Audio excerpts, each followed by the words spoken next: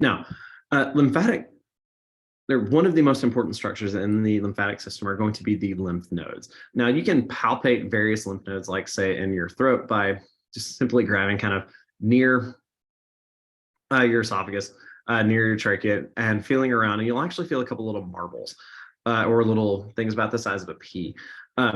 Those are going to be lymph nodes. Now, we have lymph nodes spread everywhere. Now, we do have them primarily found in clusters. So we're going to have clusters in our neck. We're going to have clusters in our abdomen. We're going to have some clusters kind of in our inguinal region and in our armpits, where these are basically going to essentially act as filtering regions.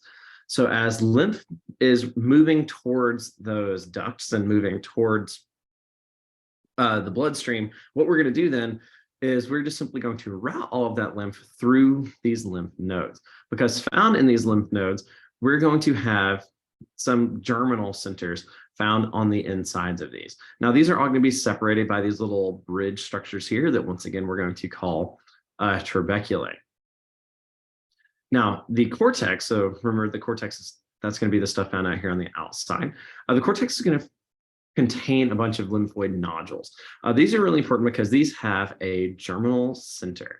Now, this germinal center is where we're actually going to be maturing or at least proliferating and making more of our B lymphocytes, as well as some of our macrophages, okay? The outside of these is where we're going to be making T cells, macrophages, and dendritic cells.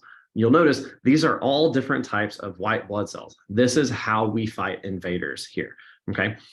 Now, on the insides of these, we're also going to contain these medullary cords. These are basically going to be some tissue fibers that are going to help hold these B lymphocytes, T lymphocytes, and macrophages, helping kind of hold them in place, okay? So what we're doing by routing all of this lymph through these various lymph nodes and housing all of these lymph nodes, especially these, housing all these white blood cells, especially these white blood cells that are target specific, is we are giving these cells a chance to interact with lots and lots and lots and lots of potential pathogens. So we're basically able to walk in all of these molecules, all of these particles that are found in that lymph, and basically just show them to all of these various immune cells to say, hey, is this thing going to make us sick? Or, hey, can you fight this? Hey, can you fight this? Hey, can you fight this? And we're just going to do this over and over and over again.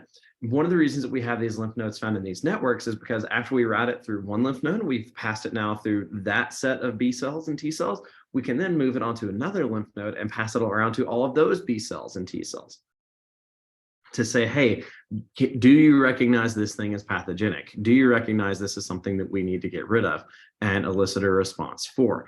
So this basically gives us a place not just where we can filter the blood, but this also gives us a place where we can keep all of our white blood cells in one place so that they can continue looking at as many potential pathogens as we possibly can.